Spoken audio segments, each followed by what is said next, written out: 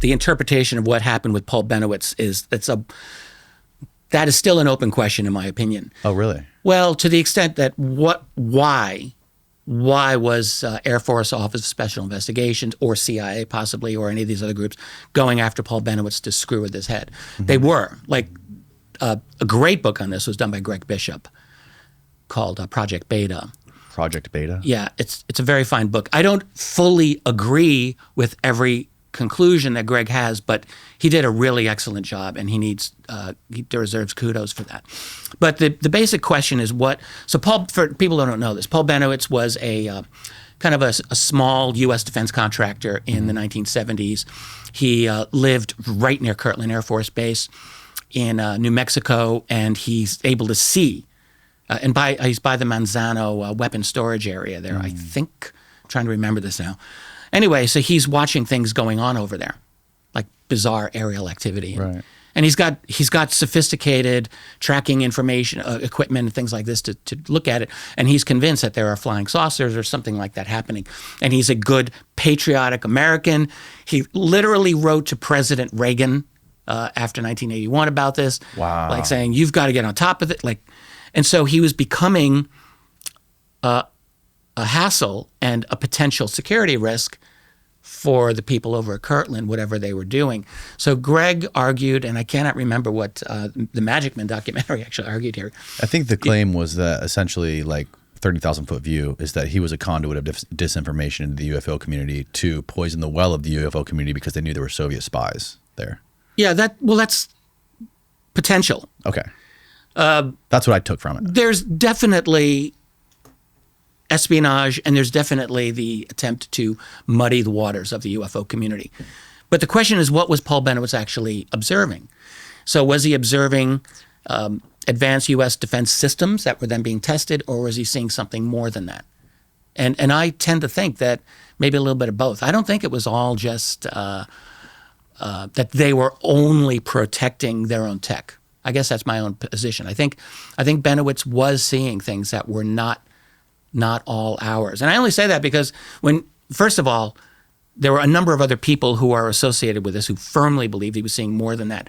But also when you look at the history of violations of sensitive airspace of U.S. bases across the entire U.S., this is an old story. So it's not a unique thing to Kirtland. It's something that, and through the 1940s and 50s and 60s and 70s and 80s, that was all still happening. It never stopped. And so I think it's very premature to just dismiss it all as saying he was only looking at our own secret tech. I actually don't believe that. But the fact that they went in and screwed with him. And convinced him that it was aliens. And allowed him to convince himself. That's what Richard Doty would say. And Richard Doty was very much involved in all of that. Wasn't there a part of that documentary where they claimed the NSA moved in across the street and was beaming information into his house, saying that the aliens were trying to they were aliens trying to communicate with him. They were coming to Earth because their planet ran out of water. They're going to be here in 15 years, something along those lines. Is that Magic Man? I actually can't remember that. So that's what I remember from the Magic Man documentary. Right, well, maybe. Yeah. Maybe. Yeah. And then there was the whole part about the cattle mutilation, which was wild. You know, how they were doing the underground testing they were mining. Is this a Myrna Hansen case? All of this was going on at this time. So there were cattle mutilations happening all in the mid and late 70s out in the Midwest and out in the Rockies. Right.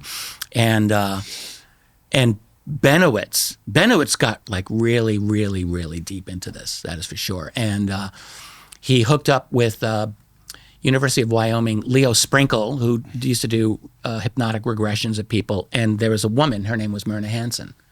And she was, God, I can't remember. She witnessed a cattle mutilation, I think, or cattle being lifted up. Oh, but she was also supposedly taken to an underground facility herself. And Leo Sprinkle did the regression, and Bennewitz, I think, was there. And they all got really deep into this. And Bennewitz eventually was committed for, at least briefly, for psychiatric evaluation, like in the late 80s. This really got to him. It really messed him up. And it seriously damaged his life. It's very sad. And it does seem like he was being used for disinformation. Yes, I think that's absolutely true. And I wrote about this in one of my books, my second volume of history, called UFOs and the National Security State. And my feeling was, you look at the mid and late 70s, and two important things were happening to threaten the secrecy of the UFO subject at that time. One was, as we mentioned, the release of documents through freedom of information. This was a new thing. This had never happened before. In the 50s and 60s, the U.S. Air Force could say, we don't know anything about these UFOs. I mean, it's a little bit, it's obviously people are making mistaken assumptions and things like this, but we're not really into that. We have this Project Blue Book, and we're not really finding any evidence of aliens.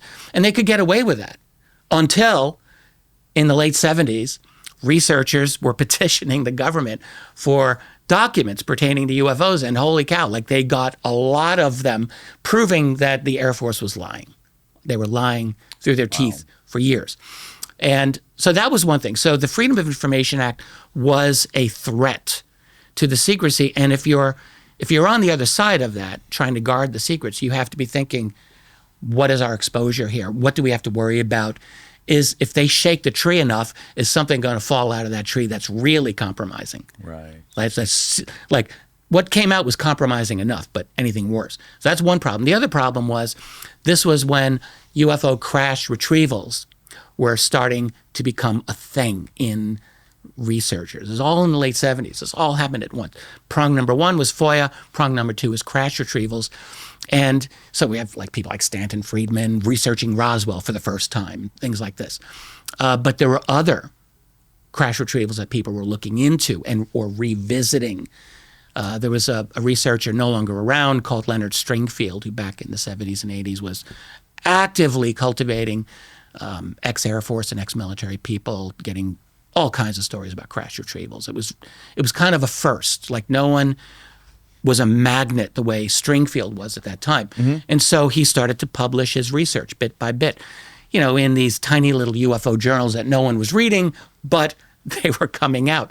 And so, again, if you're managing the secrecy, and if there were crash retrievals, which it looks like there certainly were, you've got to be concerned,